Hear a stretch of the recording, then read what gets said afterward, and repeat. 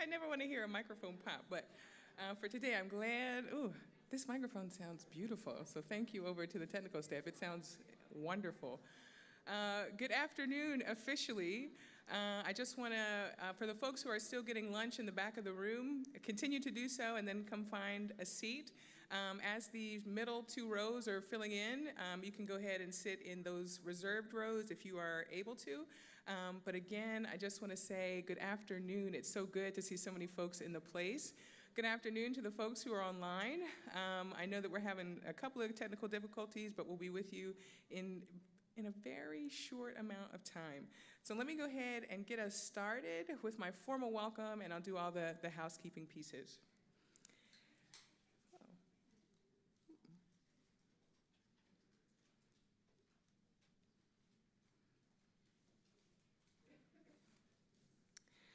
So my name is Dr. Tiffany Butler, the Associate Vice Chancellor for Educational Equity in the Division of Diversity, Inclusion, and Community Engagement. My pronouns are she, her, and hers. Welcome to Access Week 2024. There is, oh yeah, oh, with the claps, okay. I'm here for the claps, yes. And so the aim of Access Week is to create campus awareness for the need to build an equity mindset to help all students thrive in service of unlocking pathways to success. And so our umbrella theme every year is always unlocking pathways to success. But this year, we approached programming from the perspective of trying to broaden impact, right? So what does it mean for us to be doing work together, maybe not in silos, to be thinking collectively about how we can support students? And so wherever we sit, we can be influential and be working toward equity in those spaces. And so the Student Success Forum is a relatively new addition to Access Week. Our programming lineup for this afternoon, we're bringing together faculty and staff and even some students to participate in being able to think through what it means to be able to work together for student success, but also related to data. And so it's very important for us to be thinking about data as we're making decisions, but then also collectively thinking about that data and trying to think about what does it look like to support students of the future. And so as we're thinking about that, we'll have the opportunity to think from multiple perspectives, both old and new, with colleagues who hopefully you don't know, but also with colleagues that perhaps you do know. And so we're interested in building intentional community, but also networking. Because again, if you don't know somebody, the goal is to be able to meet somebody and to do something different or better. And so the Student Success Forum is sponsored by DICE and also the Chancellor Provost's Office in the area of undergraduate education. And so joining us today are our colleagues from Enrollment Management, Marco Dinovalli, and also from Career Exploration Services, Will Jones. And they will be providing a beautiful presentation, I dare to say dynamic and to some extent interactive and very entertaining. Hopefully they can hear me when I'm saying this. And so as they come together to share some data points related to what's happening with students in New Brunswick, both from an undergraduate, but also to some extent about a graduate perspective, but how does that relate to postgraduate outcomes? And so we hope that you enjoy yourself. We hope that you get a chance to, again, meet old and new colleagues, or maybe not old, maybe young adjacent, but here we are. And be able to talk about equity from a space that maybe you haven't thought of before or heard a perspective that you could use as a part of the way that you do your equity practice. And so on behalf of our entire DICE division, our Senior Vice President for Equity, Dr. Enobong Anna Branch, and the Educational Equity Group, welcome to Access Week 2024.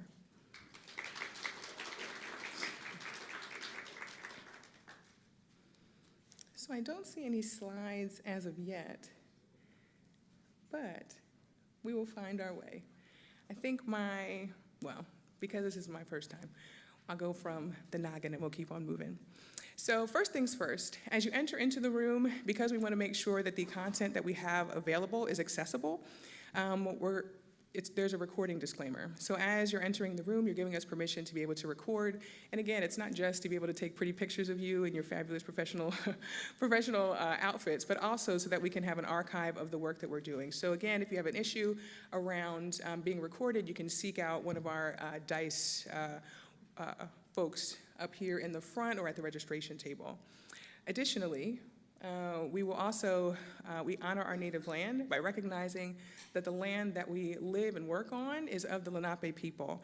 And so we do recognize for all of our campuses, not just New Brunswick, the Lenape people, both past, present, and future as a part of the diaspora, are represented, and we honor that as an acknowledgement. Additionally, as we come together as a community, it's important that we acknowledge the fact that you could be coming from anywhere. You could have been doing a whole lot of places, or doing a whole lot of things, right? Maybe the caffeine hasn't quite hit yet, but hopefully soon. And so we thank you for being with us today. And so as you enjoy your food and think about the new ways in which you can support your students from an equitable lens with some new perspectives from some new colleagues, again, thank you for being in community with us today. So I think right now, oh, good. We're at a place I can talk to. All right. So as a way for us to be able to connect together, we're using technology in a different way. So we've got this thing called Padlet. And so if you want to take out your cameras and go ahead and capture the link on the screen using the QR code, that is where we'll be interacting for Q&A, right? So as we get to questions and answers, you can go ahead, as you're thinking of things, you can use your Access Week notebook to write them down. But also, if you have a specific question that you want to ask, as we get to our Q&A section, go ahead and just write it in. And so I think as we're clicking through, has everyone gotten it, or do you need a second? Oh, I see cameras up, so I'm going to give you a second. Back when I was teaching, I would give 7 awkward seconds of silence. So I'll do that. I'll make some eye contact, yes. Wonderful. All right. So I think for this, again, if you haven't already used Padlet, you should be able to see some plus signs under each of the respective questions. So there should be a general questions tab at the very beginning, the first of the 4 columns. That's where you want to enter in your questions and answers that we'll talk through during the Q&A portion. We may not get to every single question, but we are capturing all the questions, and perhaps that'll be another opportunity for us to follow up in community. And then the other 3 questions, as we think about reporting out, as we get to the activity later on, that'll be the place where you can kind of output and report out the information that you're gathering as a part of that facilitated activity. So if you're finding yourself, finishing up early, because, I imagine that this group is a group full of overachievers, perhaps you may want to input your information there, but when we get to the report out session, that'll be the place where we pull from. Any questions about that before I move on to the next thing? All right, I see one camera up, so okay, good. Oh, we've already talked through this, but there is a recording disclaimer. We do honor our native land, and we do acknowledge community, of which we just spoke about. So for today, I've given you a welcome, and I hope that you do feel welcome in this space. We'll have an introduction of speakers, and then we'll walk through a data equity walk, as well as have a student response panel. We'll have a quick Q&A, and then we'll move into a student success activity, an evaluation, and then we will dismiss. All right, so what I'm going to ask for you to do is to give a round of applause for Dr. Carolyn Mailing, our Senior Vice Provost for Undergraduate Education and Vice Chancellor for Undergraduate Education. You have a lot of hats over here, but thank you. Let's give her a round of applause as she comes.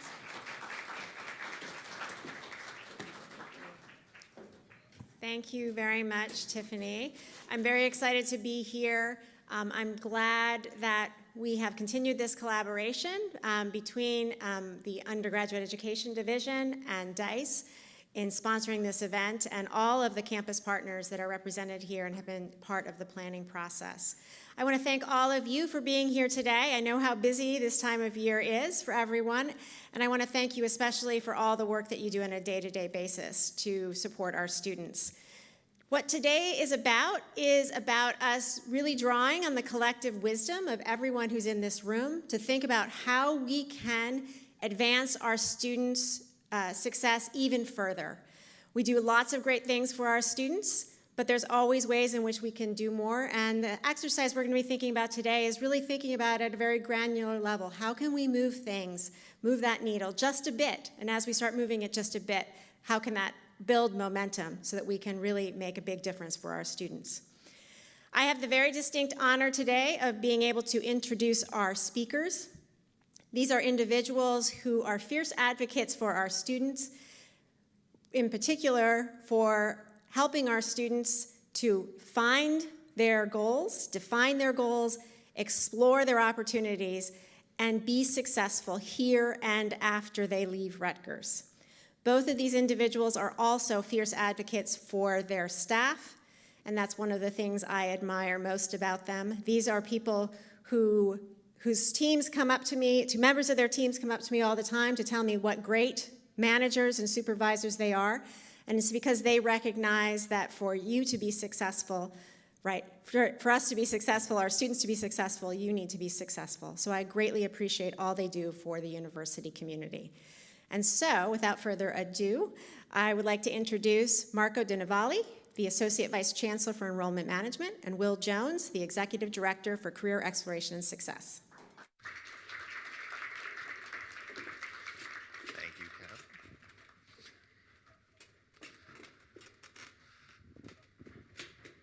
Kev. Don't be alarmed, despite the microphones. We are not a boy band. We're not going to be doing any... Yes, we are. We debated NSYNC versus Backstreet Boys, who we'd be. Ultimately, we decided not to do that. I love that. And I love that joke more than anybody. That makes me happy.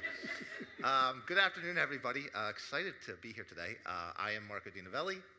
And I am still Will Jones. Still Will Jones. So, as part of the Student Success Committee, we really worked hard a few years ago to define what we mean by student success. And so when we say that, we're looking at things like timely graduation with minimum debt, developing the skills that will help students be successful post-graduation, and then, of course, helping students to obtain their preferred first choice activity. But while Mark and I get to stand here in our lovely navy blue suits to present this data to you, we do have some special thanks that we like to give. First off, within Career Exploration and Success, Madeline Giordana, our Senior Assistant Director for Career Assessment and Outcomes, for helping to pull together a lot of the outcomes data related to post-graduation that I'm going to share with you. and on the enrollment side, Megan Knight. If you're going to work for Rutgers, your last name should be Knight. I think that's just the standard. She's a research analyst on our enrollment management analytics team, and she's one of the people who helps make me look good sometimes. So.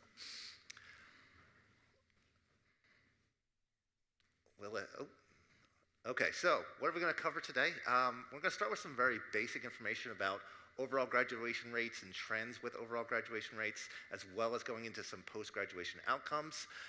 The meat of this presentation, though, is going to be this data walk. We decided to focus in and do really a case study on the incoming first-year class from 2019. Really want to kind of walk you through all the ins and outs of that group and how they vary based on a lot of things from race to gender to whether or not their family was from a low socioeconomic background. Then going to allow some students to come up here, tell you their perspective, answer some questions. Will and I will then come back on stage and take questions from the group and from the Padlet. And then you guys get to get involved and really be part of the change and really discuss how we can do better across our departments, across the university really. So some common terms, I just want to mention these. I sometimes forget that enrollment management, we use a lot of the same terms over and over again. For us, they're very common. We know them, but you may not be as familiar. So when you're seeing the data here, you'll see under race and ethnicity, we use other. Other in this particular instance, and again, it can vary from place to place. In this instance, will be students who identified as more than one race. Students who left race blank on their application, did not indicate any race, as well as Pacific Islanders and Native Americans. Where you see international or INTL, again, international student can be a lot of different things to a lot of different people here at Rutgers. In this context, it's anyone who is not a U.S. citizen and not a U.S. permanent resident, so really a citizen coming from another country. Pell recipient, it's a term if you haven't heard. Pell recipients get a federal grant called the Pell Grant. This is a grant that goes to families and students from low socioeconomic backgrounds across the U.S. So certainly many students here in New Jersey, but also we have Pell recipients coming from all 50 states to see us here at Rutgers. Finally, for me, retention rate. Retention rate is very simple. It's the students who start here as a first-year student who come back for their second year at Rutgers. So it's really being retained or coming back for that second year. And then career outcomes. Whenever we mention this rate, what we're actually referring to is the percentage of our students who have graduated who are either employed, continuing their studies, whether it's through graduate school, another bachelor's degree, doctoral program, whatever it might be. But then also students who have reported to us that they are participating in some type of service or military service within 6 months of graduation. The other thing that we want to point out as well, when we refer to this other category within race and ethnicity, a lot of the reasons that we have to combine them together is just because of a low number of data points. And because we do promise students that they will have anonymity, oh Lord, here we go. Jennifer, what's the term? There you go, thank you. We want to make sure that we're not showing data that only has too few students so that then you can identify them. So, how many people were here last year? If you remember last year, I presented, and one of the common things that came up from the group was pretty much everything I presented on was just first-year students. And you may be saying, oh, they're going to talk about first-year students again, which we are.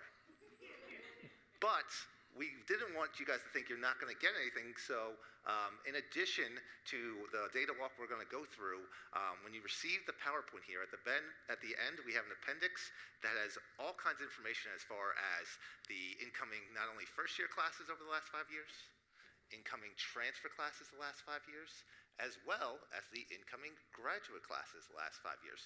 So you'll see here, this example here, this is our incoming graduate class. Look at the tremendous breakdown of diversity that we see in our graduate students.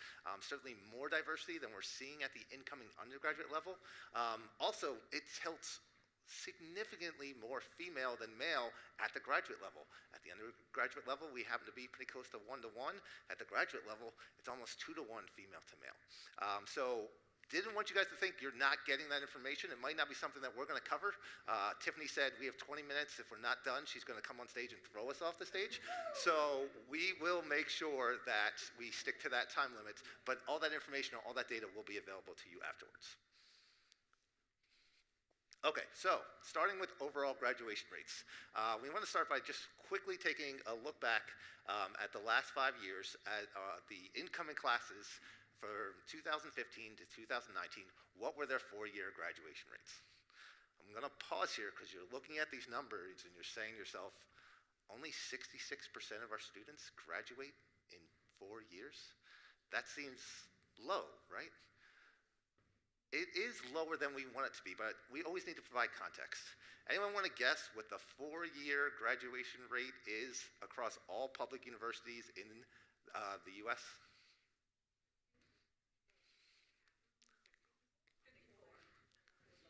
33%. I'm going to say that again. For 4-year public institutions across the U.S., this 4-year graduation rate is 33%. So now, how's that 66 look? That's more than double the national average. So we certainly have room to improve. We want to do better. But when you see that 66%, don't let it fool you. That's actually really good when you compare to the national average. And then when we look at the last 5 years of post-graduation data, you'll notice two things. One is Mark was going to refer to the group as the entering fall 2019 class later on. I will instead use the language of the graduating class of 2023. But when you look at the past 5 years, one thing, if you focus in on the class of 2023, that you'll notice is in that red bar, we had an 89% positive post-graduation outcome rate for our students. So again, that, in this case, will include the 71% of students that were employed from the class of 2023, along with the 17% of students that were accepted into some type of program of continuing studies.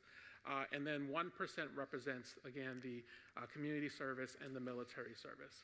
But overall, when you look at the last 5 years, though, you'll see that we tend to hover around the low 80s with 2 exceptions, one being this most recent class that had stellar outcomes at 89%, but also 2020, where we actually dipped below 80% to 78%. And I'm sure you all remember what happened in 2020, right?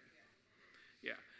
We actually, during the start of the pandemic, noticed that about 8% of our students had a job offer in hand that was actually rescinded by the employer because of what was going on with the job market during that time.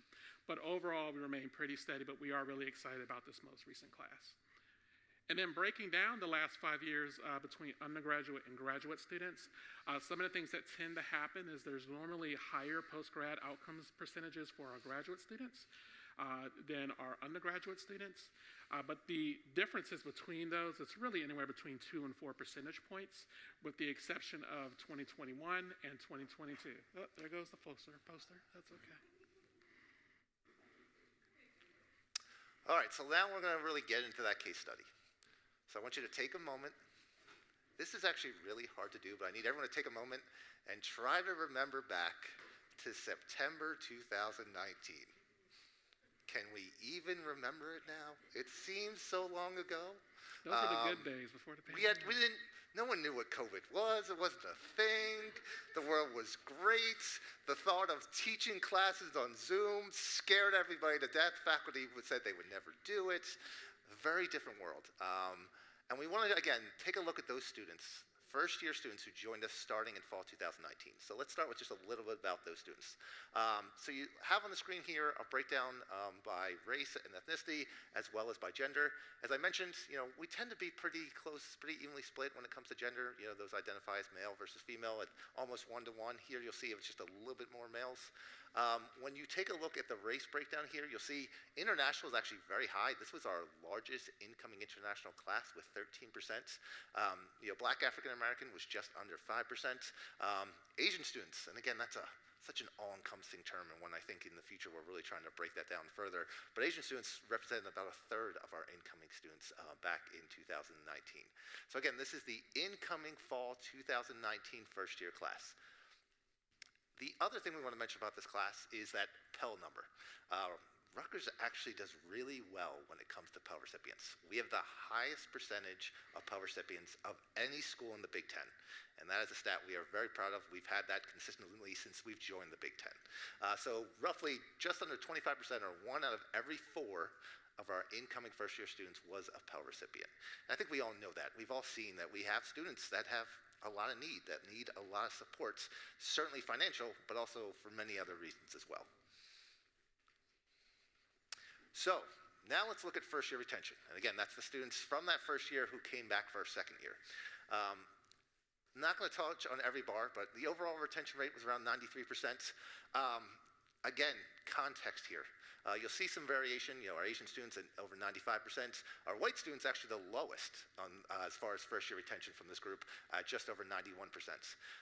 Again, when you look at the national average for first-year retention, 70%. So again, we are across the board doing better than that national average, but we hold ourselves to a higher standard. And to get better, you need to stop comparing yourselves to that national average and trying to figure out how we compare ourselves to our peers and our aspirational peers. But again, just kind of taking a sense here, you'll see our Black African American students, just over 94%, one of the highest retention numbers when it comes to the incoming first-year class in 2019. Now, not surprising, the women are always better than the men, and that is very true in first-year retention, with the females at 94%, the men at only 92.5%. And then finally, if we'll click, our Pell students, the lowest income students we have, actually exceeding the first-year retention rate of all of our other students. So as far as that first year, how well they're doing and they're coming back, we're doing a fantastic job with that for our Pell recipients.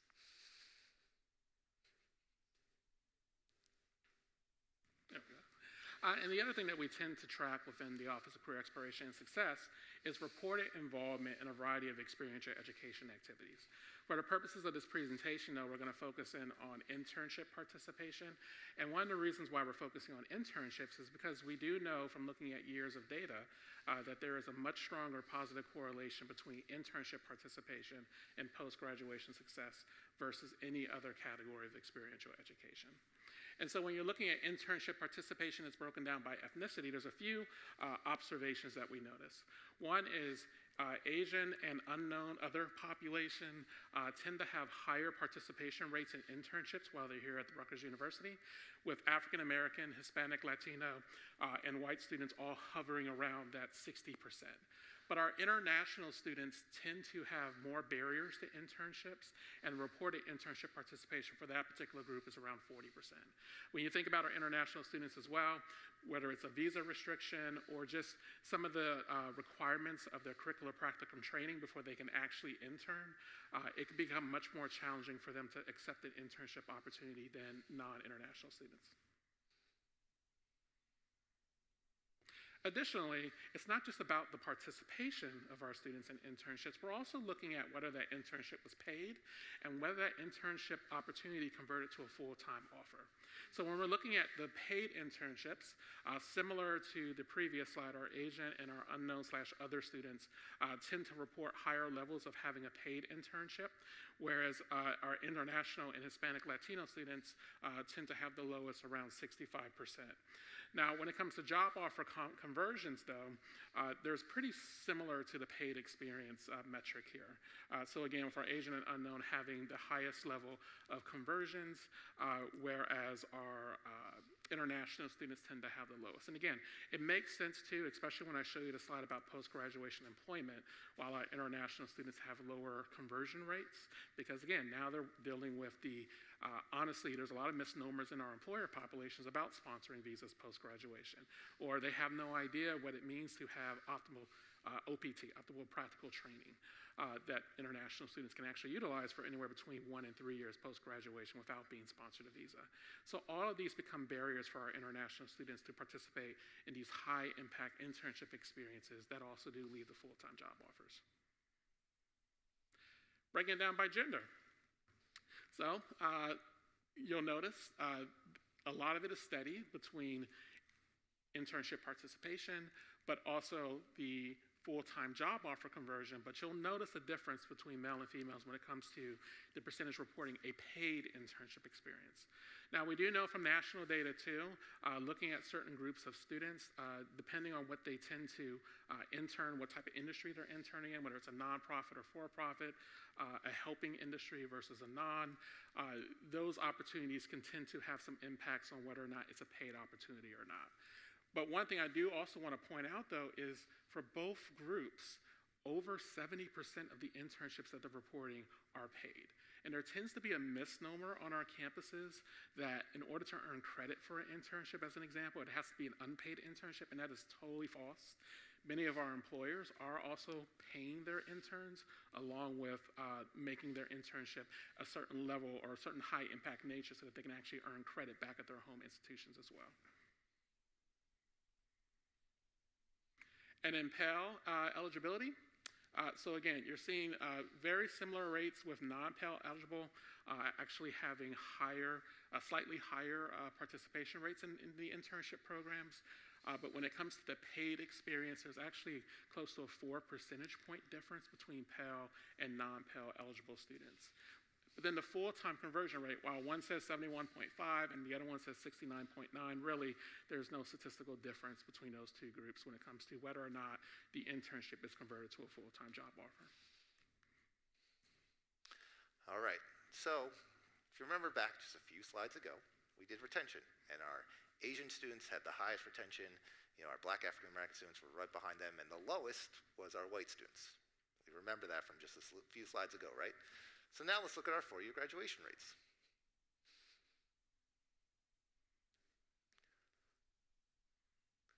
So our Asian students continue to perform well, highest level of graduation in 4 years.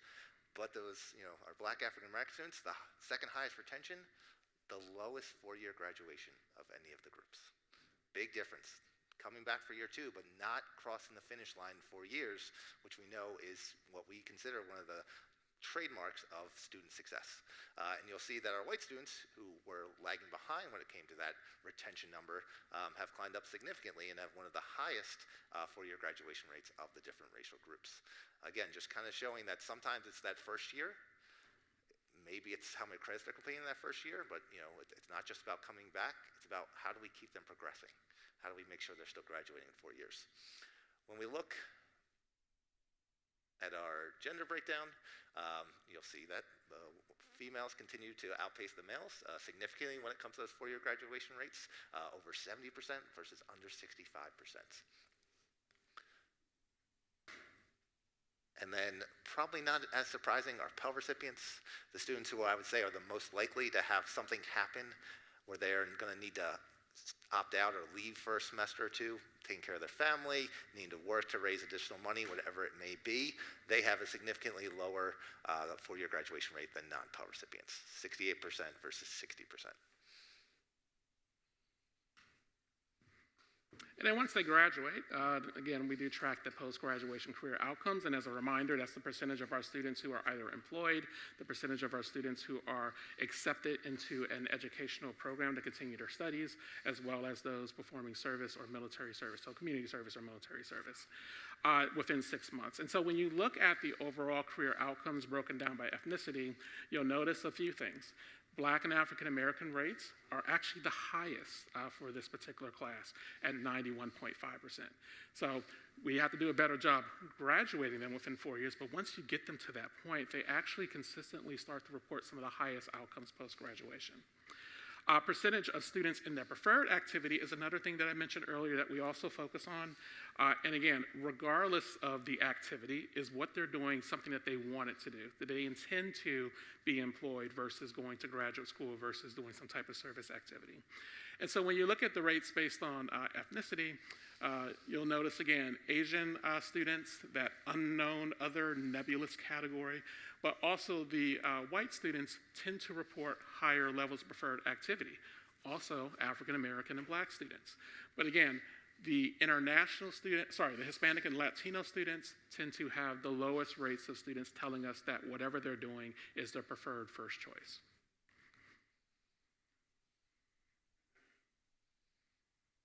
And then when you break it down by gender, once again, female students tend to report higher rates of post-graduation outcomes compared to their male counterparts. But then when it comes to that preferred choice activity, they're really neck and neck. So again, once they're in that activity, the percentage of those students that are stating that it is their preferred activity is pretty much the same across the gender. And when you look at our Pell versus our non-Pell eligible students, overall career outcomes are relatively the same, with our non-Pell eligible students at 88.6% and our Pell eligible students at 89.5%. But the preferred outcomes, the preferred activity, there is about a 3 percentage point difference between the two groups, with non-Pell eligible having a higher rate. So part of this is also, it's not just getting to graduation, it's how much debt are you taking on while you're here, and what does that look like across our different student groups?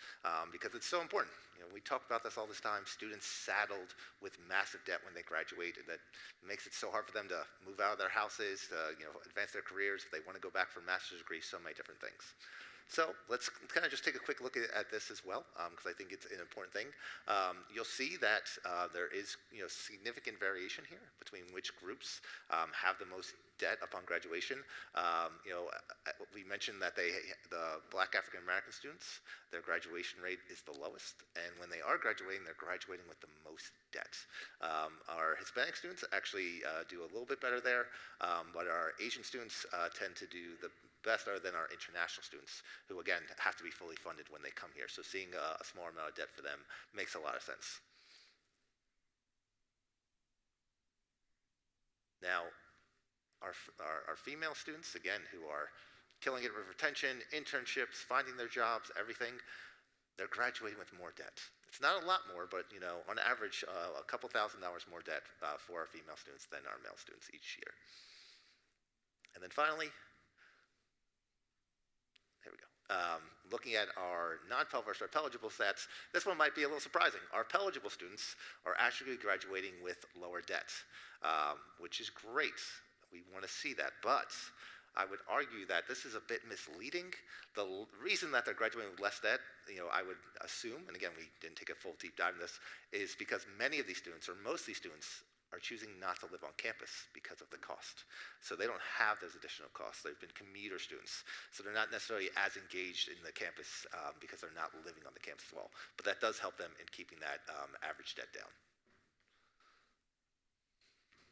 And when you look at median starting salary, the other part to the debt conversation here, there's a few things that you'll notice. So while Black and African American students and white students tend to have higher levels of average debt, they are in about the middle of all the populations based on ethnicity and race as having the median starting salaries.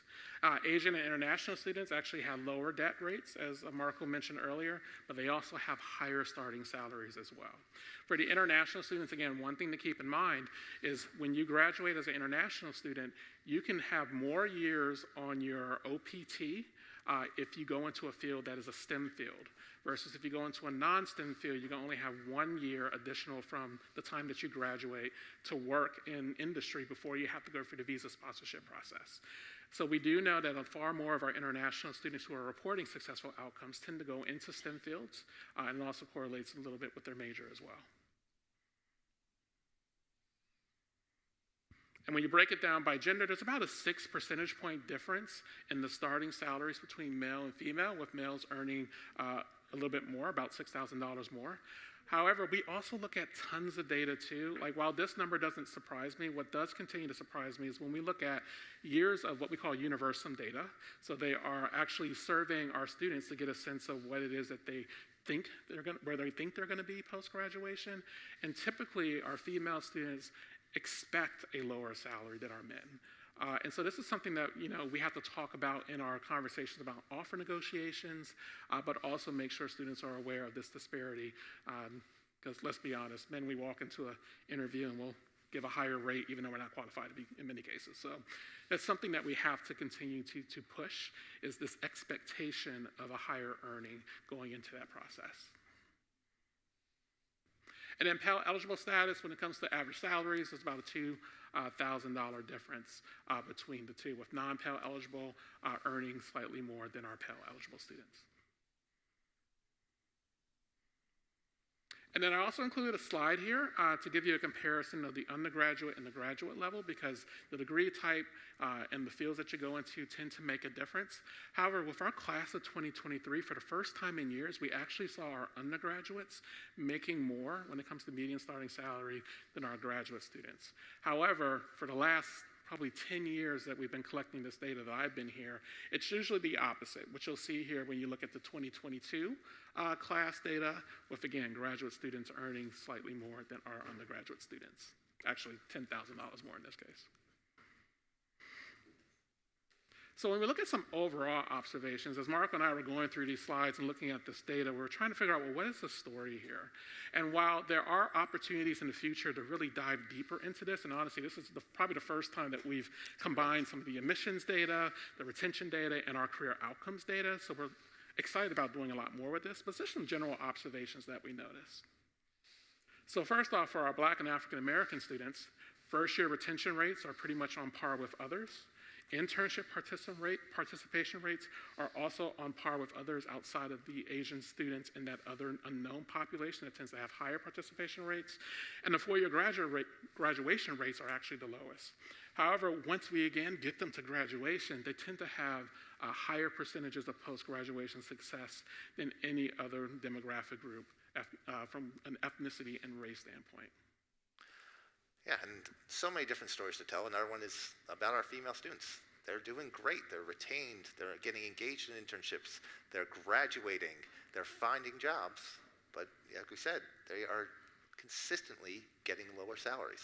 With all those amazing things going on, why is that happening? And again, you know, career choice certainly plays into it, but what can we do to make sure that conversation that starts that, you know, salary negotiation is a positive one and really helps our female students get a salary that's a little more deserved? Yeah, and also a great example of this is through our universum data. It's actually broken down by the major and the interest of the students. And so when they're comparing male to female, we're actually looking at within the same types of job opportunities that female students are expecting that they will earn less than the male counterparts. And then with our Pell students, again, first-year retention rates are good, post-graduation outcomes overall are good, and they're certainly graduating with less debt. But the area that we need to continue to focus on as far as improvement is internship participation and their four-year graduation rates. So with that being said, you heard a lot of data points, but we want to turn it back over to Tiffany so you can actually hear directly from students themselves. So thank you. But we are not running away. We will be back for questions. So.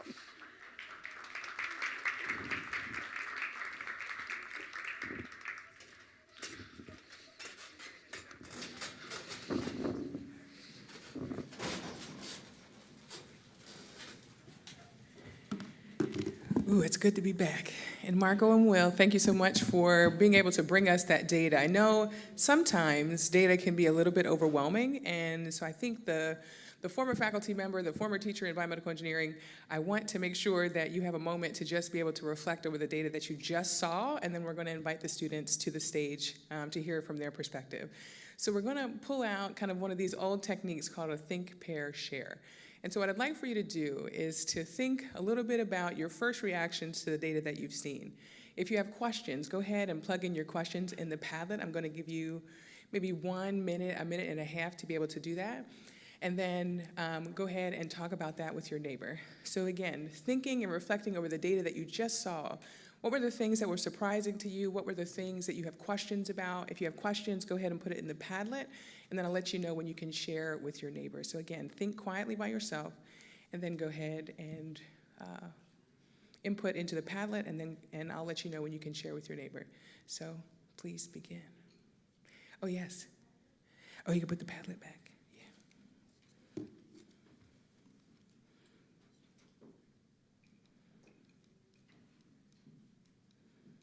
See if I can.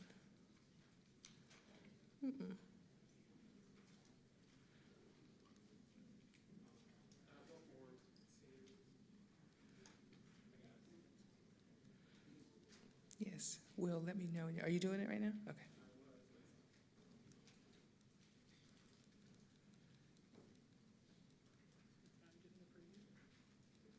A little bit of a preview.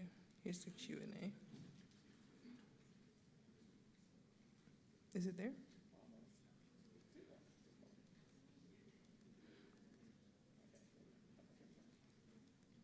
There you go.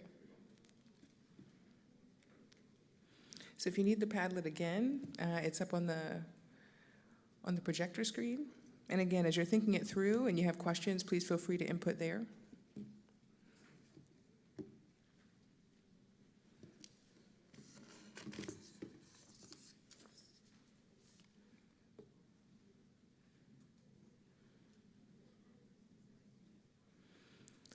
All right.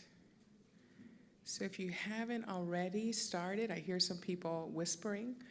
You can continue to go ahead and input things into Padlet, but go ahead and share with your neighbor. What was surprising, what was shocking, what was interesting about the data that you just saw?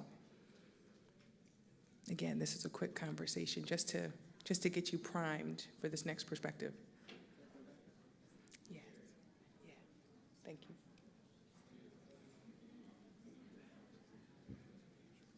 Yeah.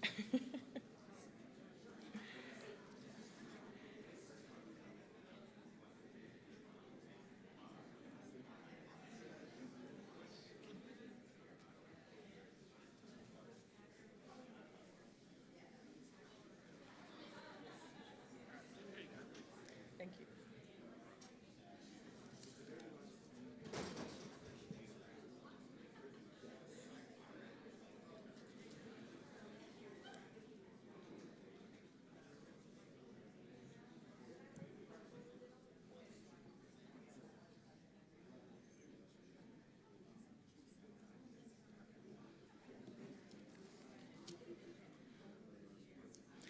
All right, 30 seconds to finish up your thoughts. 30 seconds to finish up your thoughts.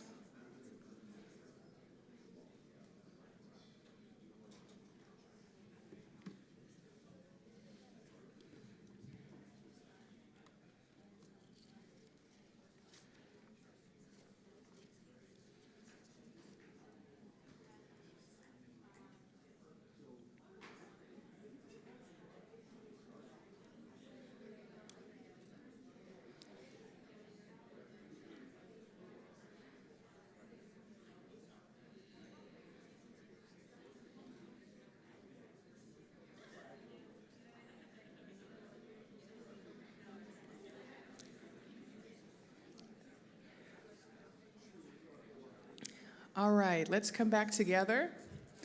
Let's come back together. And again, we're going to invite some students to the stage to get some different perspective. I appreciate all the good communication in the room, and you'll have another opportunity to be able to connect again. And so for right now, we're going to invite the students to the stage. So let's come back together. All right. So the first student that I'm going to invite up to the stage is Sherry Cunningham. She is a PhD student in higher education at Rutgers University School of Education and a program assistant for the McNair program.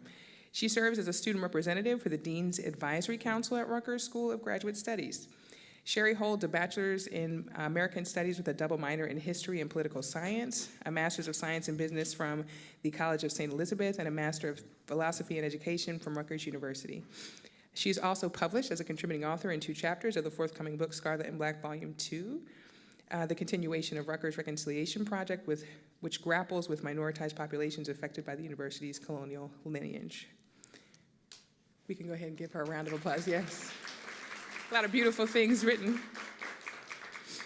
The second student I'll bring up is Eric Childs. Eric is a third-year PhD candidate in the microbial biology program at the Rutgers University School of Graduate Studies and School of Environmental and Biological Sciences. He also serves as the current president of the Graduate Student Association of Rutgers University, New Brunswick, a role that enables him to advocate on behalf of graduate students. When he is not in the lab, he is consumed with recipe tasting. Oh no, tasting, but I guess also testing, yes, recipe testing. Patronizing the performing arts, rabble-rousing for social equity and justice, we're here for that, and working to make academia and STEM more inclusive spaces. You can go ahead and give him a round of applause too.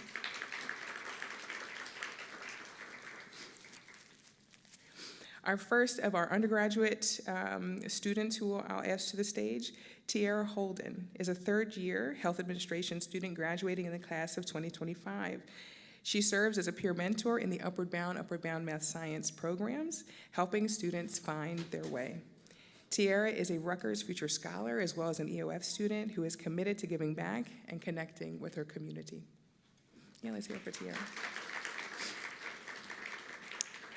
Travis Anand is a third-year kinesiology and exercise science student attending Rutgers University, New Brunswick, with aspirations of serving as a role model for future African American and minority students from adverse and impoverished backgrounds.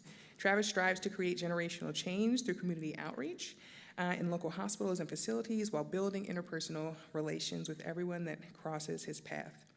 Excelling academically while being passionate for community outreach and sports medicine is the basis of Travis's future intentions. Yeah, we can go ahead and give up for Travis. And last but certainly not least, we have Allura Gray.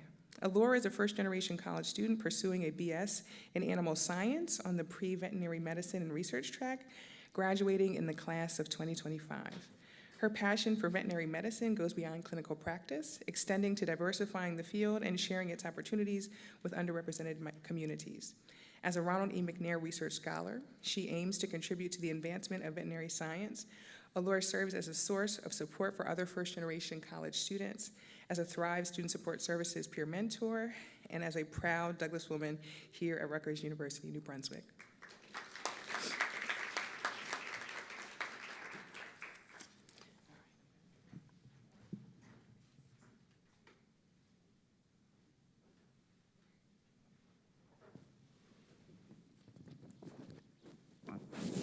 All right, I found myself with a new mic seated here before you, hoping to be able to hear from our students from many different perspectives. We talked a little bit about student success and how we define it as an institution, and so I just have a few questions for our students, and we'll hear from both undergraduate and graduate perspectives. And I'll start first with this idea of student success. And so we've talked first about this idea as an institution. We define student success by our 4- and 6-year graduation rates. And I'm struck by this kind of 33% across public institutions, where our rate is at 66% for undergraduates. But I'm curious to hear about how others are defining student success. How are you all defining student success? I know we define it as an institution one way, but are you thinking about it differently? Oh, you got a hidden mic? Yes. Look at this hidden mic coming out, yes. Okay. Thank you for the question. I think that defining student success solely, I won't say solely because there were some other things that were outlined in the presentation, but using graduation rates as a metric, I think, is a little inadequate. Because what is it to finish if you're not finishing whole, if you don't have a corporeal idea of what it is that you want to do, or what you, more importantly, maybe want out of life. These are more intangible questions that you can't get from an exam or a paper or a dissertation. Specifically for graduate students, we know mental health is a huge issue. And so for me, I define it more in terms of not just finishing and in the time that it takes for you to finish, especially if you're in a PhD program where that is not defined, but are you finishing holistically well? And so to me, that means that there needs to be resources and supports that are culturally competent, that people, all people, feel comfortable using, and also pipelines on the campus to funnel students towards those resources to make sure that they're being utilized for the best outcomes possible. Yeah, thank you so much for sharing. Oh, I hear snaps. Yes, please feel free. Please feel free to give snaps. I love the idea of thinking about being whole when we finish and to really having good perspective and being able to find the supports to figure out kind of who you want to be, not just what you want to do, and what does it look like to find the support to be able to do that. Is there another who has perspective? Yeah. I think that also, I'm Travis Anon, by the way. I wanted to touch on what Eric had mentioned. He had said that obviously success is different to everybody. And as being an undergraduate student, understanding that a lot of students come in here not even truly knowing what their major is or what their intentions are post-graduation.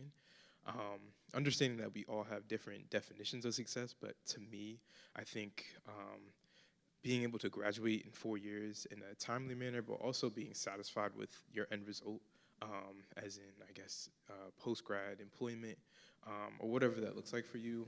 I think being satisfied is what would be successful to me.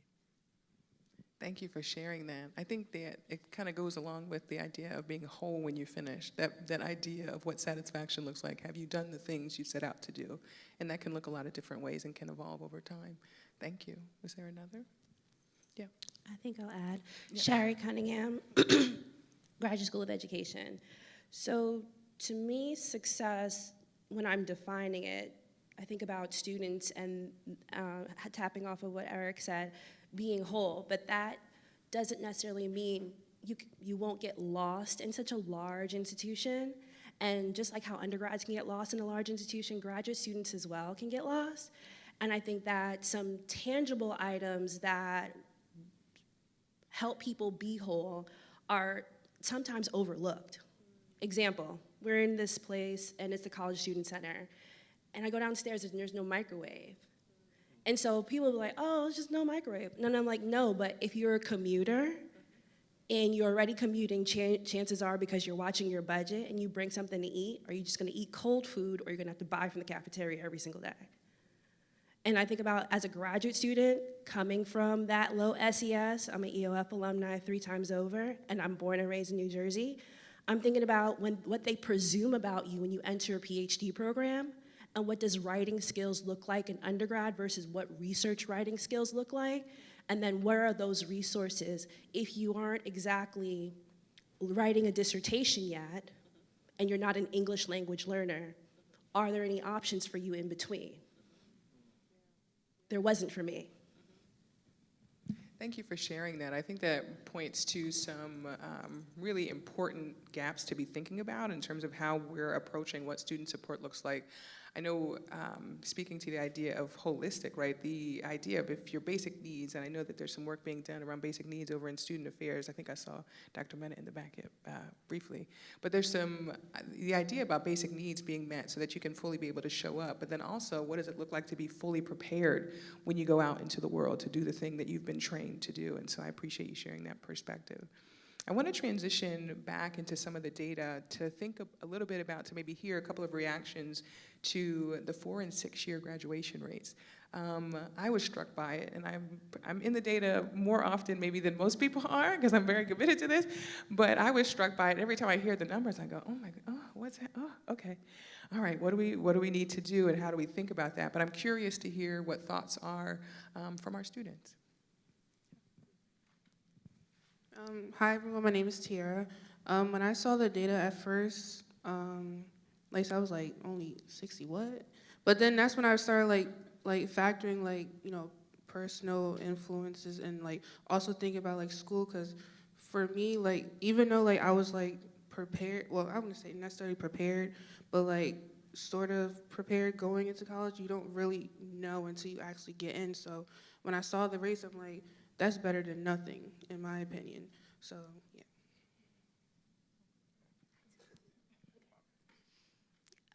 I was also the same way as Sierra. Hi, I'm Allure. Especially when I saw the 33% of national average. And I think automatically I assumed, well, if not 4, then are you graduating at all? But then I started to think that there are many factors to play into that. It could be the community that you come from. Some, they come here and they know absolutely nothing. Some, you come in, I came in with 30 credits already from my high school college program. And sometimes you need to add on that time, and you don't have the same timeline as everyone else, or the same social timeline that if it's 4, then you're off and you need to hurry up and you need to go. But in reality, going back to question 1, well, not going back, but it relates back, it's what you do in that time. So it might be 5 years, and you find out, I actually want to go study abroad. You find out, I like this career much better. You find your passions and you find yourself, and sometimes that just can't be done in 4 years. I also wanted to touch on something that is often, not really often, but it can be overlooked, is counseling. So Allure mentioned coming in with 30 credits. I came in with 30 credits too. However, I'm still on track to graduate in 4 years, but a lot of people have to take 15 credits or more every semester, right? And a lot of students can get ill-advised by some counselors on what their schedule looks like per semester. And depending on their classes, it could be really difficult combinations, like taking chemistry and biology at the same time along with something else. And that could really set back someone if they fail a class. And I'm not surprised by the graduation rate not being close to 100, because granted, it could be recency bias, but I've even spoke to other students that look just like me, and they're telling me that they're gonna have to, they have no choice but to take a gap year because of ill-advised schedules. So I'm not surprised. Granted, it is better than 0, but I think having access to the right information and people to look up to definitely contributes. Thank you for sharing that. I think some of the pieces that I'm hearing are related to just being able to get access to the kinds of advice that are needed to be able to, number 1, find your passion, but also to be able to equip you to figure out what the road is to get to that passion. And I think even as I'm sitting here and I'm thinking about some of the resources we have, I know as a part of Discovery Advantage, being able to think through what advising looks like, and also having been a faculty advisor for a long time, a lot of students are getting advice from perhaps their friends or from senior classmates, and which may be helpful sometimes, but can sometimes lead you down a road that maybe doesn't get you where you want to go. And so perhaps thinking about other ways in which we have the 15 Plus to Finish campaign to think about what does it look like to get the right amount of credits to get the degree that you came for, but other ways in which we can communicate to students or just direct students in the pathways that they wish to proceed in. So I think maybe changing directions or thinking about it beyond just graduation, these postgraduate outcomes. I'm struck, I'm excited as a woman in STEM to see that women are doing so well. There are a couple of gaps that I've seen in terms of thinking about what are the things that may keep folks from maybe getting the salary that they're interested in. But I'm curious to hear, again, reactions to the postgraduate outcomes that were presented this afternoon. Any folks have graduate or undergraduate responses to the postgraduate outcomes? For me, when I noticed the data, it actually like made me like more motivated and excited, because I'm like, you know, normally when you come into college, you're like, you know, I don't know what I'm gonna do after. But then once I saw like how high like the rates were in the career outcomes, I'm like, it just makes me more like motivated and excited to continue my studies after undergrad. Thank you for sharing. Anyone else have anything to share? Oh, please. I was very surprised to see that in 2023, undergrads were making more than the graduates. I'm not very sure where the gap went in there, but it definitely came to mind. And I've been hearing certain people say things along those lines. I just never thought that that would actually become something that's true. You can see in statistics, because you would think, okay, I finished my undergraduate, I'm going to a post-grad school, and I'm going to make more than what I would with my undergrad degree, but you don't. And that part right there is kind of just like, so that was very surprising for me. No, I concur that that was an interesting part of the data, and it's something that we were talking about amongst ourselves at the table. And I mean, it opens up a lot of questions to me in regard to how the data is collected and the coupling of master's students with PhD students, and those career tracks could potentially look quite different. And depending on when you're taking that snapshot in time and asking someone, how are you doing in terms of employment, that could look quite different. But I think it's an interesting metric to look into, and it does raise a lot of questions. Yeah. Yeah, I definitely, when I saw that, I thought, oh, I remember back to my postdoc days and thinking about that first job out of my graduate degrees and going, yeah, this was a long time, and that first postdoc salary was a challenge. But I know that down the road, I mean, it opens up opportunities, and so I think I saw the graphic, and I saw the reactions to that graphic, particularly the two of you talking back and forth. So I wanted to ask it, but yeah, it's interesting, and I think it could be an opportunity for us to maybe look at the data separated, and could be something to look for in the future. And so I think for kind of the last question that I'll ask here before we open it up to questions from the Padlet, is what's missing, right? And so even as we're thinking about this, thinking about opening up the data, maybe disaggregating between graduate and PhD tracks for postgraduate outcomes, are there things that you wish we were including within student success, or things that you wish that you could see as a part of a future data walk? Oh, please. Before we got up here, me and Tierra were actually talking about this question, and she had brought up something that I didn't think about. She had mentioned the students that are employed while in school and not. And I was like, that's important, but tell me, like, what are you talking about? And then I realized a lot of students, like some students, I'm blessed to not have to work right now during school. I am a resident assistant, so I don't have to pay for housing. But there's students that aren't lucky enough to do that, and some of them have to pay for school and other bills. And obviously, even if your return bill's covered, there's still other money that you have to come up with to live.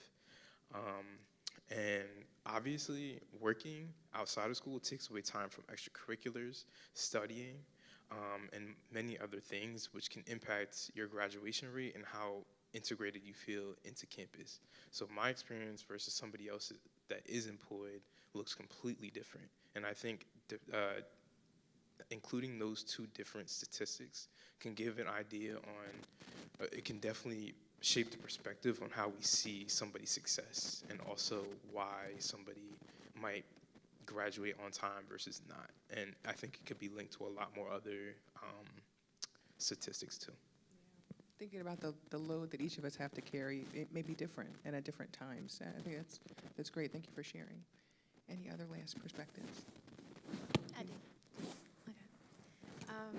I also thought about, well, since we have race, ethnicity in here, and we have undergrad, we have different things such as that, I started to think, what about community? This may seem very obvious, like if you have urban versus suburban, there's going to be different outcomes, but I feel like simply having those statistics there puts it in your face. And when you have it in your face, you can then go off of what needs to be placed where, because the students that I've mentioned before who didn't know certain things, they're coming from different areas, such as me. And which means they're coming from different high schools that have different things available to them. And sometimes I met students where they had to pay for their college credits. My high school did it for me.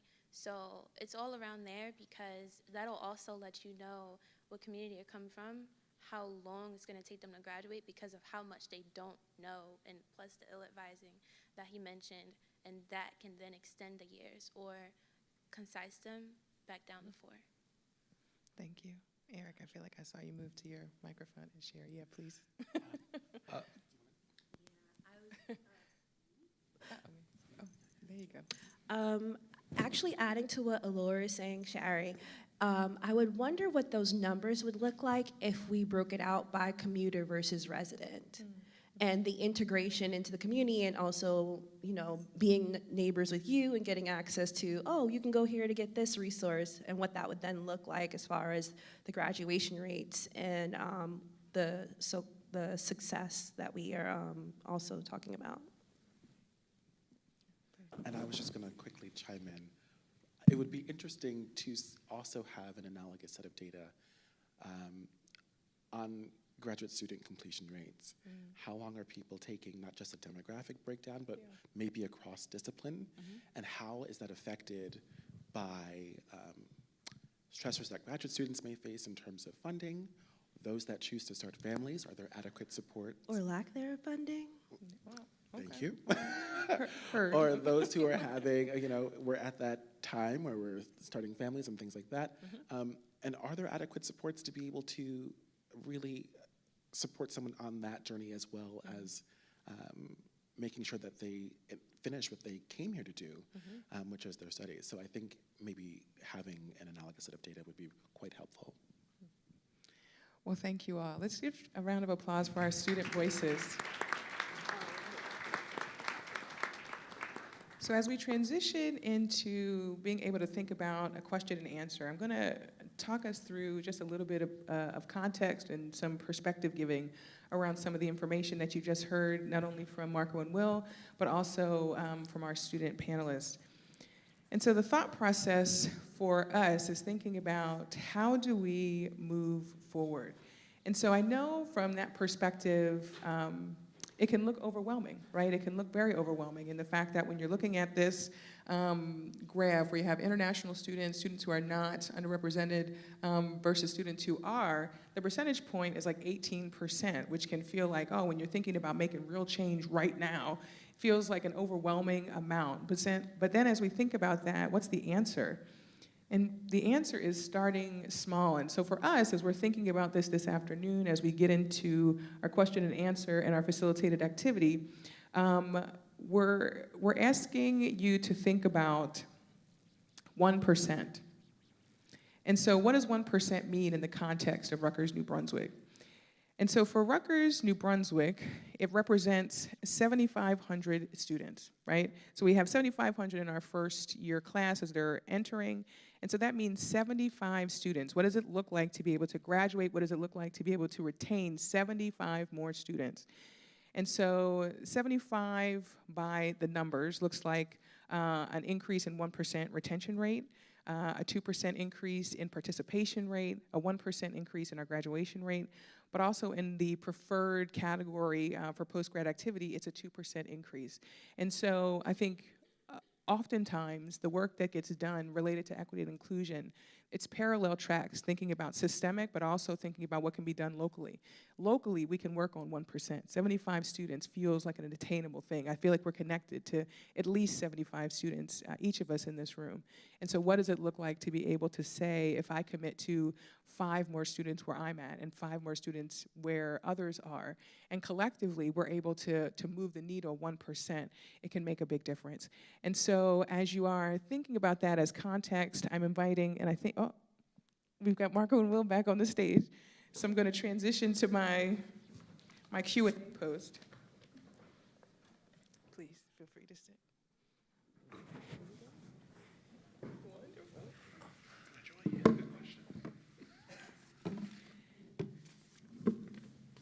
So we're transitioning back to question and answers. Okay, are we okay? Okay.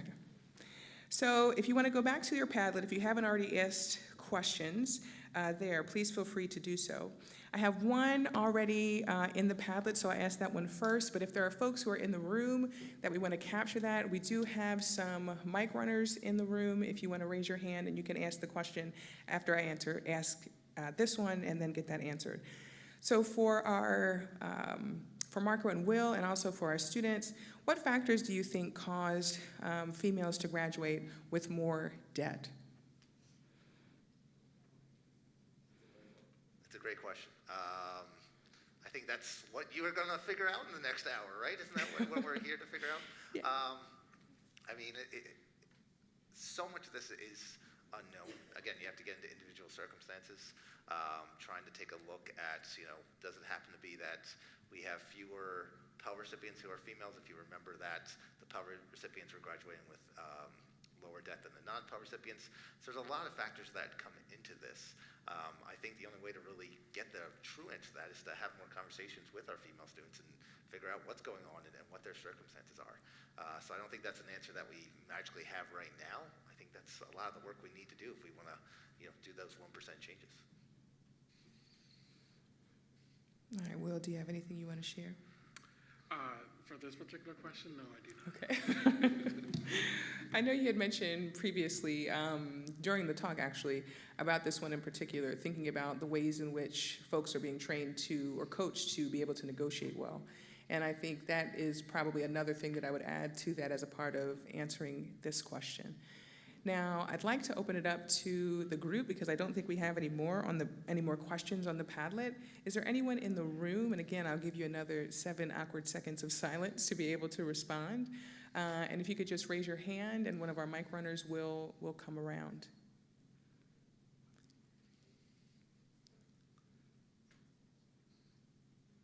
Ooh, you're taking me up on that 7 awkward seconds. I'm making good eye contact. Oh, we have one from the internet. Okay, go ahead. Yes. Her name is Ariel Smith. Ariel Smith? Ariel Smith. And she has 2 questions. Great. One is, are those percentage for all Rutgers New Brunswick students or just those who respond to the post-grad survey? If so, what's the percentage of Rutgers New Brunswick typically respond to the post-grad outcome survey? That's one question. Ariel Smith actually works for Career Exploration Success, and I So love it's that like opportunity a plant. to answer that question. A plant. We love to see it. Yes. Yes. So for this particular presentation, these are students who did graduate within 4 years so that we could do the actual data walk. But overall, based on our post-grad survey, we know what anywhere between 70 and for this particular class, what 81% of our students are doing post-graduation, both at the graduate and the undergraduate level, which, by the way, we can break out doctoral students and master's students, so I'm really excited about doing that in the future as well. But it is a very rich data set that we're able to collect every year within 6 months of graduation. Great. Thank you so much. Was there a second question, Claudia? Yes. Yep. It says, do we have retention rate data for trans and or non-binary students? Same question for internships, data, pay and unpaid, and conversion to post-grad employment. Is there data for trans and or non-binary students? So it would only be more recent data, and it would only be if they identified like that on their application. We could then pull those out. The only issue would be, again, Will, you kind of mentioned this, if the numbers are very small, sometimes we're not able to share out things. We don't want to individually identify a single student. So the answer is yes, it's possible. It's only something that more recent data would have because previously that wasn't something that was collected on the application. But again, it's something we'd have to take a deeper look into. Will, anything you want to add? Yeah, and once the information is added through the admissions process, then we have access to it within Career Exploration and Success to run different data sets, to disaggregate the data a little bit more. And Mark and I were talking about this as well when we were pulling together the presentation. We're like, oh, it's such a binary choice between gender for some of these slides, but that is because we were focusing on the last 4 years, and we didn't have access to that data until I think it was like 2 years ago or something. Yeah, 2019 on the application, there were really just 2 choices. So that has since been changed. But again, if we want to do 4-year graduation, you have to go back at least 4 years to be able to do it. So maybe Access Week, 2026, we'll have some of that data. Great. We could. Sensational. Any other questions? Yeah, I see a hand here. Just wait for the microphone to come so we can all hear you. It's coming. She's moving quick. Dr. Chisholm. Oh, no, no. Wait for the mic, yeah. Thank you. Thank you. Gotta end at graduate student life. So I just have a question kind of combining, Eric, where you started talking about making, how do we make students whole, and then the comment about small things, right, that are overlooked, and also Dr. Butler, your comment about small, how do we start small, that 1%. So there is a microwave now, Graduate Student Lounge, I put that in the fall. So for all the grad students that are listening, we do have a microwave in now, and actually, that's probably one of the things I've been now seeing used more than even a program that I put on, so thank you for that comment. But what are some other ways, and specifically I was thinking for you all doctoral students, PhD, what are some other small things as we think about basic needs that we should be focusing on that might be overlooked?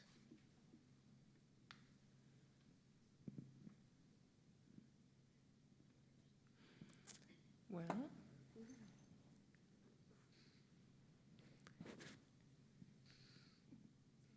I think it's on you. That's a very good question. I think the areas where this is just anecdotally one person, what I hear a lot about. Please. The areas of focus that I hear most often graduate students are in need of are, one, students who are in the area who definitely have needs in the department of food resources, scarcity. The food bank is available. The mobile cart goes around, but still connecting people to that resource, making sure that they know when it's available, when to go, and how to access it. And also, I've been working very closely this year with students who are parents on campus, having access to the childcare facilities on campus, which are exorbitantly priced if you're on a graduate student income, and also there being things for those children to actually do, which there really aren't. They live in housing on campus that's in and among undergraduate spaces. There are lounges and things like that, but they're not allowed to use them, or there aren't things that are appropriately set up for them. So the ability to kind of create that community is in some ways impeded because there aren't activities for them. They don't really have a space where they can have that nuclear family life. So that's what I'm hearing a lot. My research is actually on the socialization of doctoral students, and in my data set, I found repeatedly things like even a breastfeeding location that is within close proximity of buildings. So, for example, if we're on College Ave and I'm a graduate student over in education, I would have to walk down to Alexander Library to pump and then walk back in the dead of winter.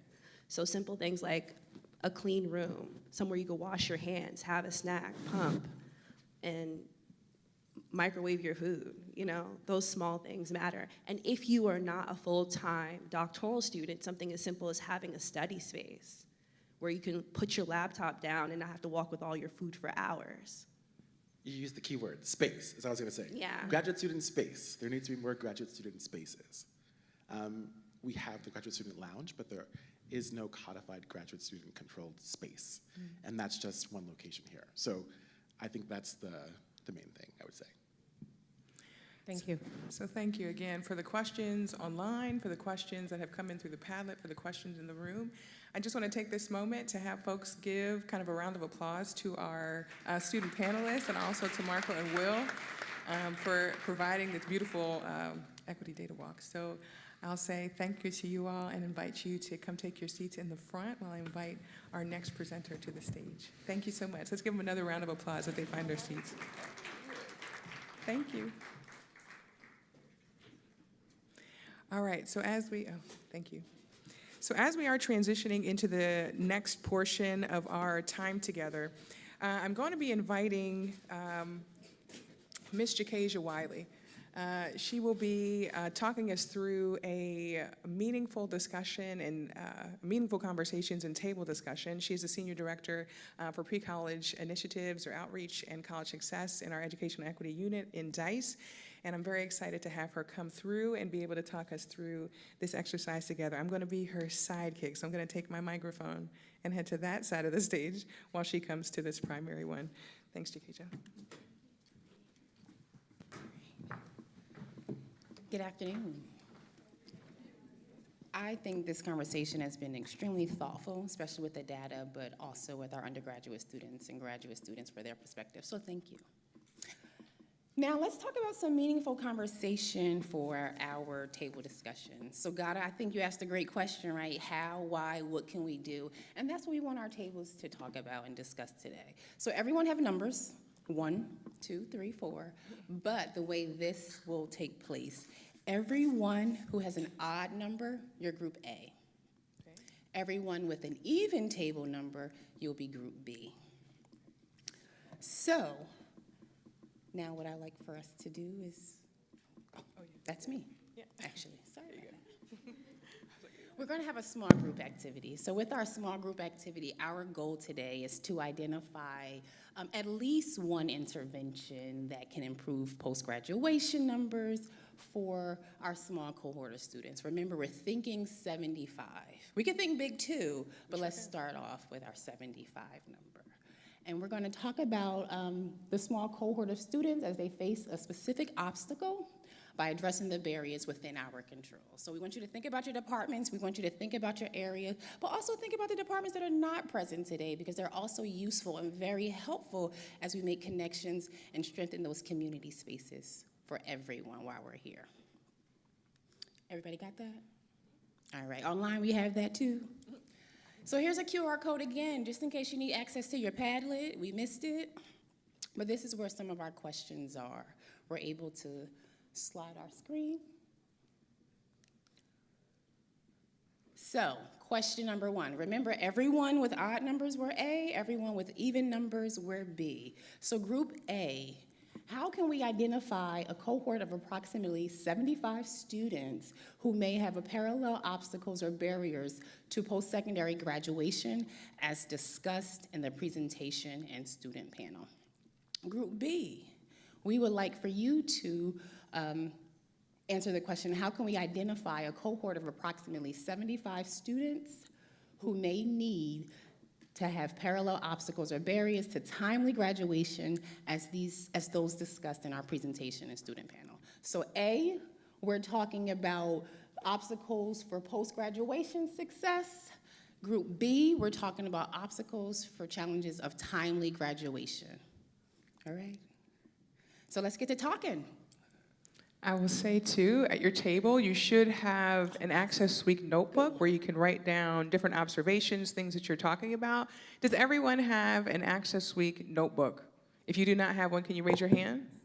We'll come by and get you one. Thank you okay, for great. that. You can go ahead and get started with your 5 minutes. Again, Group A is talking about post-graduation success, and Group B talking about obstacles to timely graduation. So we'll see you in about 5 minutes. So I will also add, if there is one person at your table, please join the table next to you. We do want to have some fruitful conversation. So if there's 2, maybe table 6, you can join 5 as a great way to have meaningful conversation. If that's okay. Sorry, Will. Were you saying something? Yes, I'm sorry.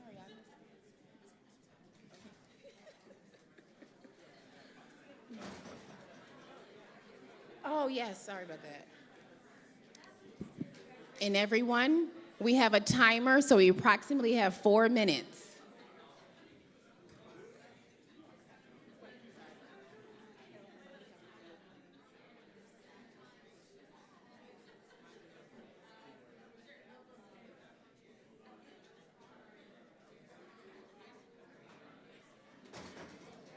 If you don't have an Access Week notebook, can you raise your hand? We have extra ones. Yep, they're in the back. Thank you.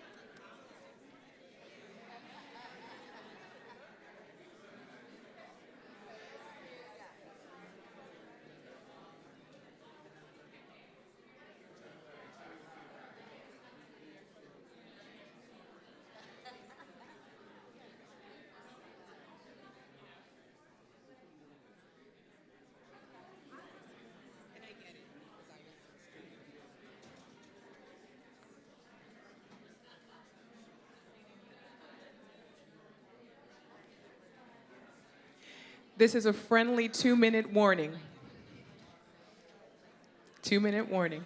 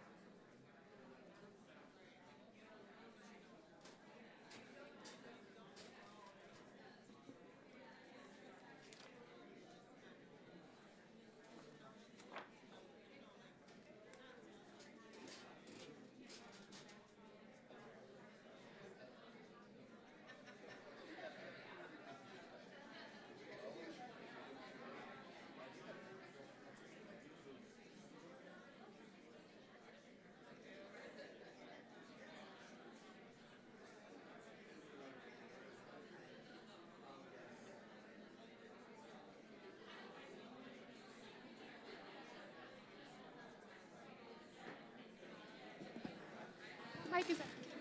Hello? All right, we have 30 seconds left for this question.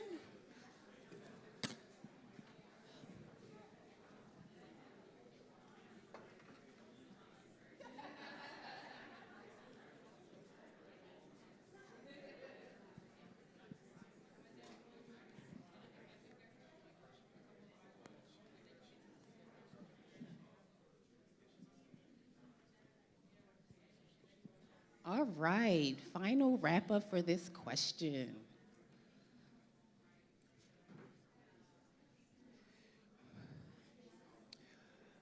All right, we're at our time. We have question number 2. So group A, so everyone's still with our odd numbers? Our question is, when students have not obtained their first choice post-graduation outcomes, from your perspective, what can be done in the future to help students in this situation? Group B, or Eden, when students have not persisted or made timely progress toward graduation relative to your role at the institution, what could be done in the future to help those students continue in their studies? Great questions. And for this, we'll have at least 10 minutes. It says 15, but let's start with 10. At least 10 minutes. And so in our unit, I think if you probably know Joan Collier. She is the sun czar. Yes, snap, snap, snap for Joan. I am the time czar. And so we may have 10 minutes on this one as opposed to 15. So be mindful about and intentional about your speaking. Make sure you're writing your things down in your Access Week notebook. And we'll talk again in about 10 or so minutes. Thanks. It's great conversation.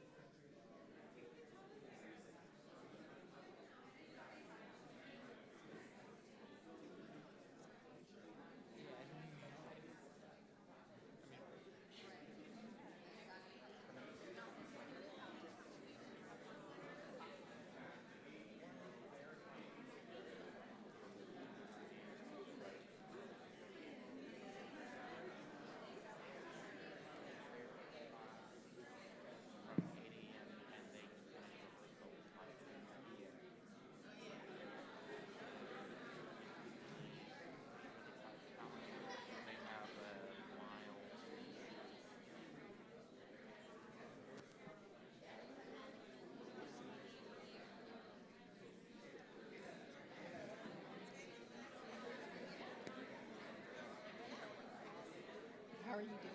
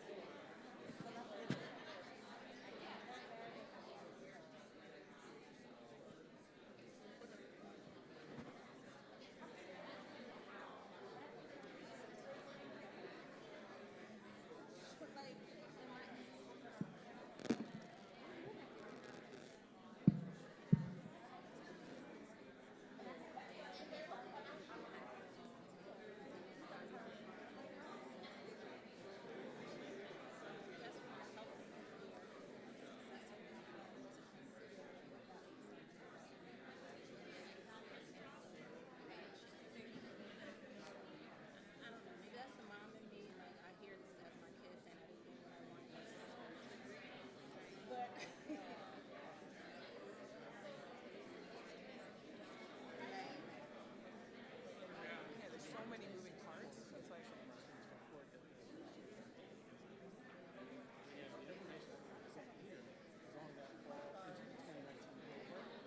Doesn't even include the entire graduate.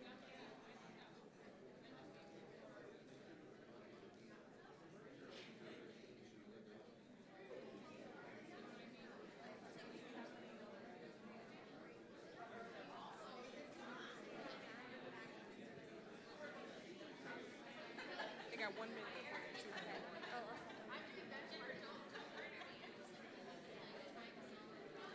How's everybody doing? We still have about 4 minutes. No, they don't. Oh, see? I'm trying to get her attention.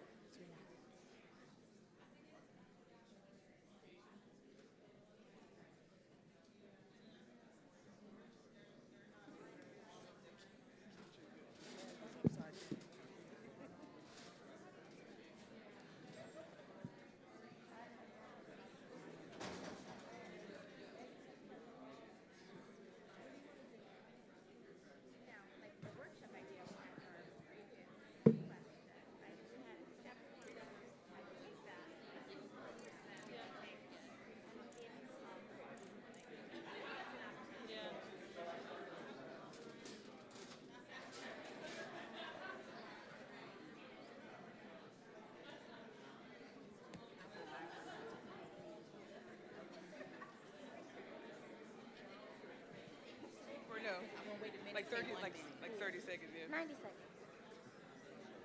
All right, final phrases. We're in our last 90 seconds.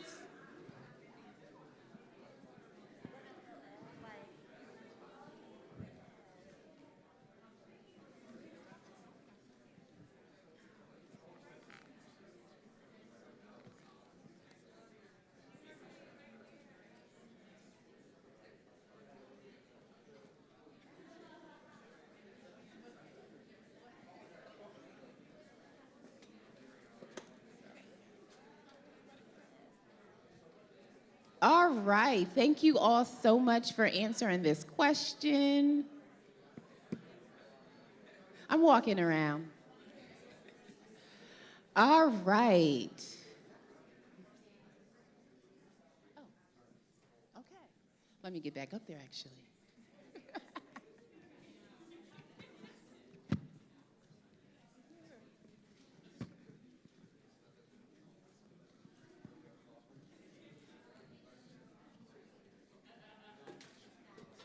Okay, everyone. Thank you so much for this conversation. I hope that our notepads are full of notes with ideas for us to take back with us, or we took some cards from the people at our tables. We're going to get into our last and final activity. So I actually would like to give a shout out to the Success Committee and then Stacy Blackwell in particular for this activity. How many people are familiar with Edward de Bono and the Six Hats? Yes, Yes, all right. Okay, that's nice. That's the best. We got some time today. But now for our next part of our activity, what we would like to do is think about intervention in Edward de Bono's 6 Thinking Hats. So what we would like is, as a group, do we have the worksheet? No. What we like to do for your group, we want you to rotate through the hats and focus on one hat at a time. For example, when we focus on red, it's about getting reactions. So don't talk about obstacles or just strength, just record your group's responses. The goal is to enable your group to give undivided attention to each hat during each time assigned.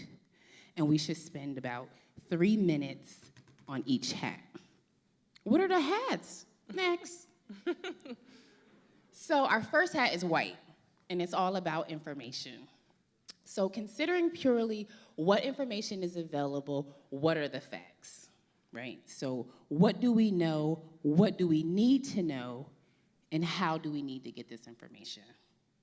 So from the perspective of our conversation today, we have 75 students, right, that we're trying to support, we're trying to maintain, we're trying to help. So with that, jump in, Dr. Butler, too. So again, just to be mindful of time, as I am, the times are, just be mindful of time, making sure that you're allowing for multiple folks at your table to be able to be responsive to this. Try and keep your comments roughly 30 seconds a piece or less, because again, this will be a little bit more rapid fire as we work to be able to think through things, but also, again, particularly for this one, it's a gut reaction. So be thinking about kind of what are the pieces that immediately come to you, share, and then continue to transition. And so we'll be back with you. We'll give you another, I would say, 30-second warning just to be able to wrap up your thoughts, and then we'll move on to our second hat, okay? Great, go ahead, get started.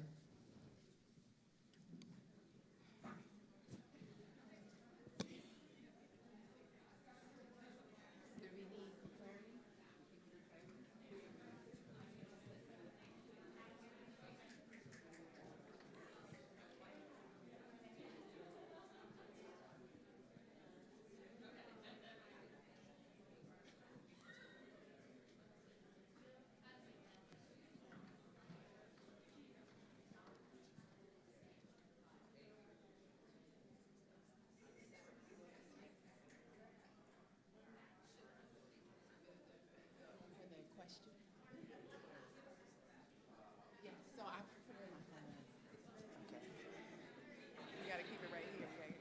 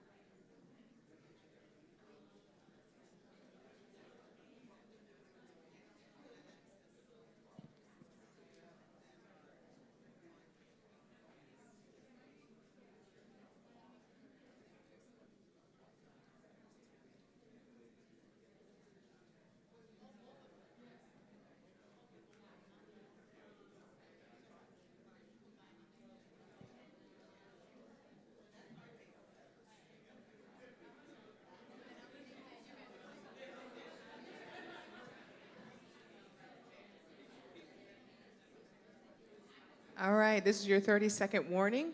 Your 30-second warning.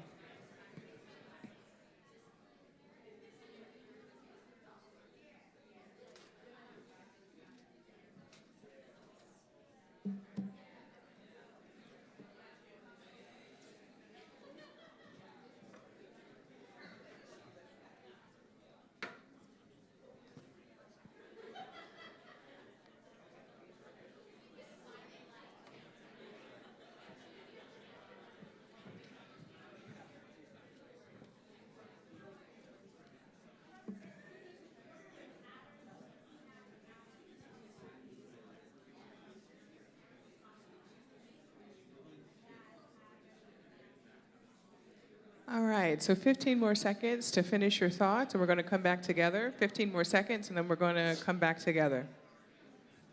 Yeah, please feel free to continue to write in your Access Week notebooks.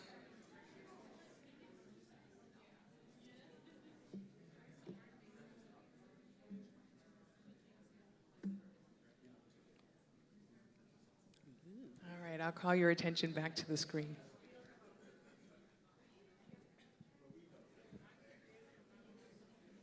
This is on the data.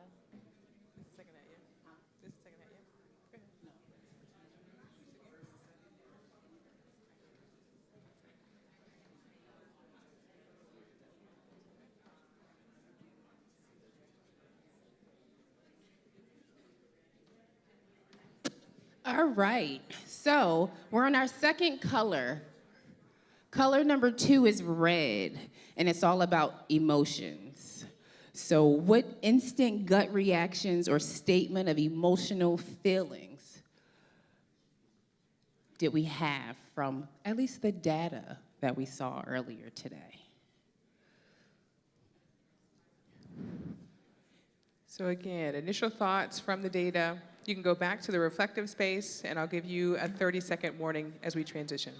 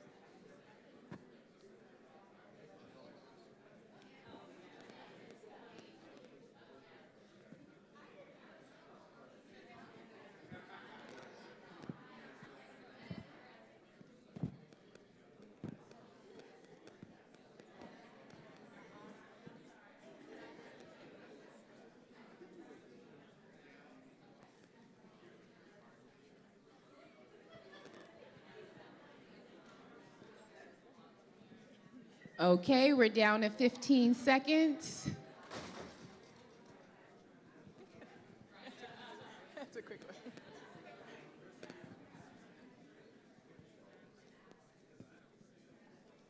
It's amazing conversation going on.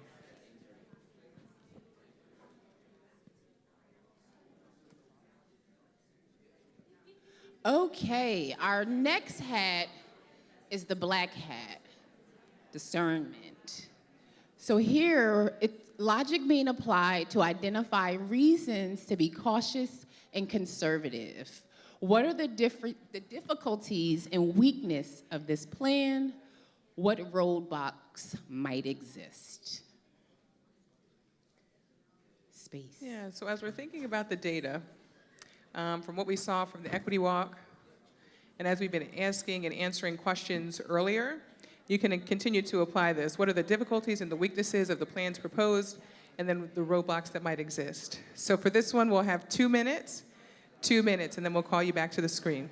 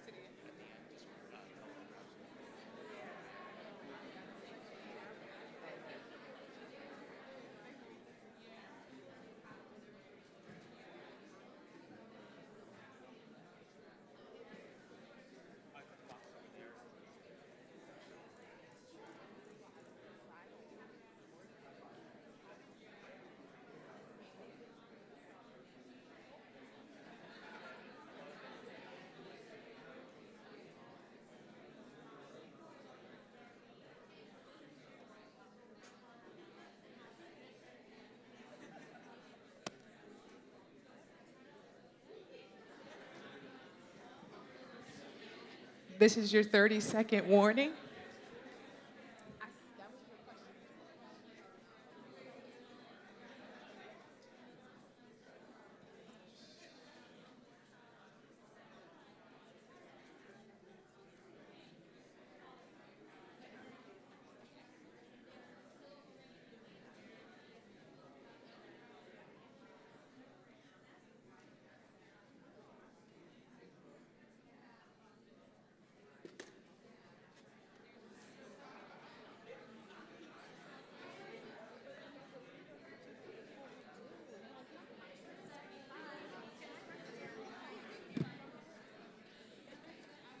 Okay, thank you. That was amazing discussions. I think that we've identified a lot of roadblocks. I think so. But our next color is yellow. It's about being optimistic. So let's identify benefits of seeking harmony. What are some strengths and opportunities here? New programming. Collaborative programming. Yes. Let's get out these silos. All right, 2 minutes. I'll give you a 30-second warning.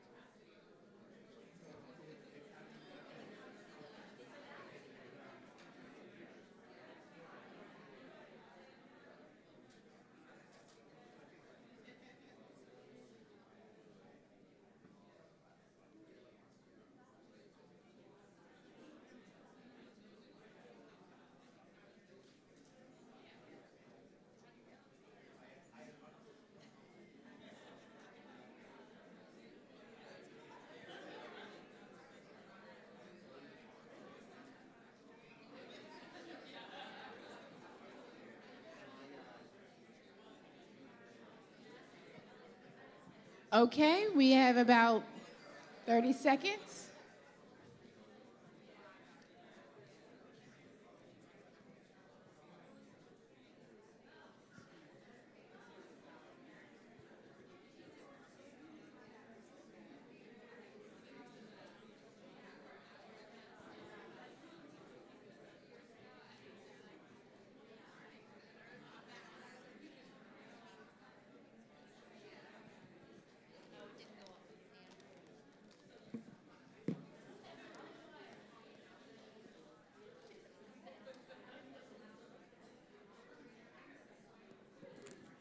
All right, all final comments, statements?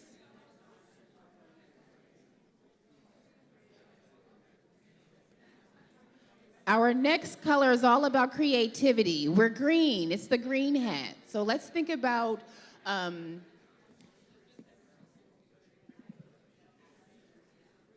statements of provocation, investigating, and seeing where a thought goes. So how can we make things better that are already existing, but then also how can we eventually grow or be improved? And so be thinking about what already exists, maybe put your engineering hat on and think about what already exists, and then where do we go from here? Where do we go from here? So again, 2 minutes, and we'll give you a 30-second warning. 2 minutes.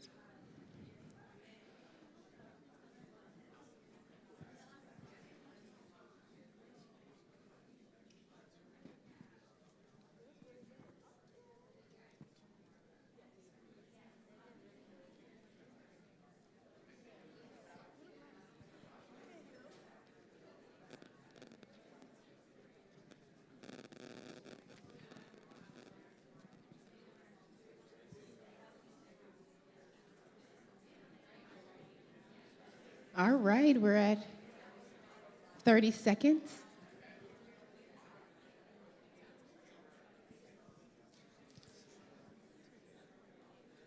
I see.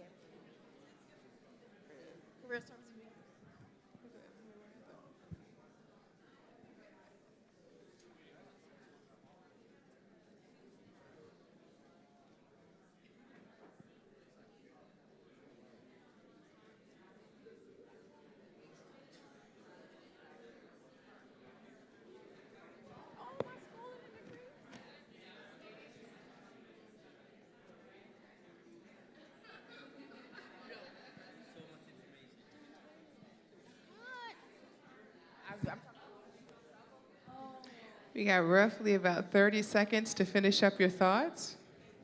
Continue to keep writing, continue to keep thinking. 30 more seconds.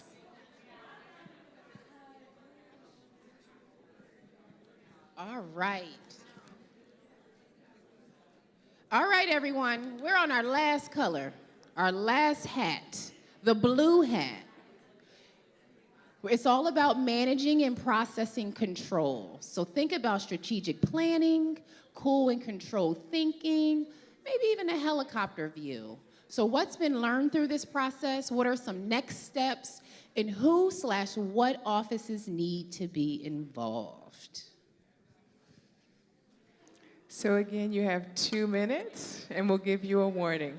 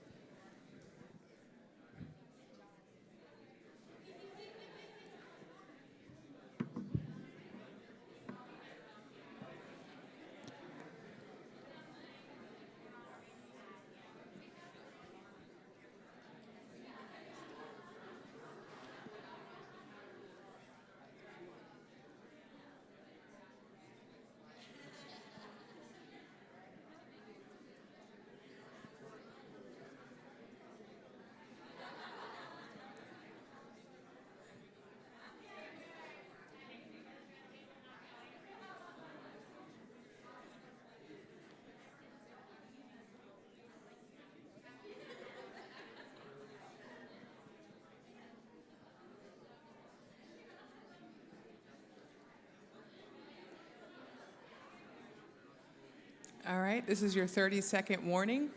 Your 30-second warning. Okay.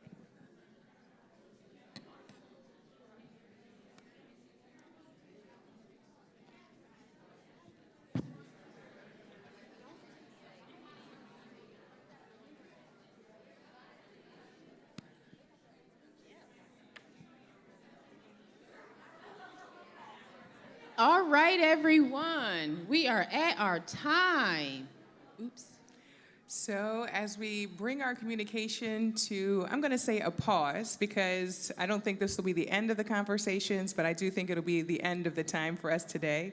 I want to say thank you to all of you for participating and being so engaged throughout. Thank you to all of the DICE staff and the Educational Equity Group in the room for doing all of the things, managing all the pieces, Ernesto, all of the streaming, the technical crew. It's been a pleasure to work with you, but I know that there are a lot of moving pieces. So if I can have your attention to the front for just a second.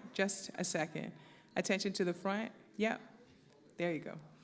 So as we come to a conclusion for this afternoon, again, I want to say thank you so much. We would like to be able to hear from you again in this kind of iterative process that we do equity and inclusion work. It's important to be able to hear feedback from all the folks as a part of the community, to be able to think about what does it look like for us to do better together. And so for the evaluation, we want to hear from you in terms of what your perspective was about what happened today and what we can do for the Student Success Forum for next year. So please pull out your camera again, use your little technology things, and go ahead and take a look at the Qualtrics form and fill out our feedback survey. I've been given a quick note, again, for the folks who are in the room. Please make sure that if there's any food that you feel like you want to take, there are to-go containers to be able to do so. You don't have to leave out of this space. We definitely have space for you to be able to continue to have conversations, but I'm not holding you here. So again, thank you so much for all the folks who were contributing to the success of this event, for the folks who are in the room, for the folks who were online. Again, thank you so much for your engagement and your thoughtful participation. To the Student Success Committee, to undergraduate education, I just feel like the thank yous go on, and so I'll just say thank you. So grace and peace, y'all. Have a great rest of your week, and enjoy. So you are dismissed. Yeah.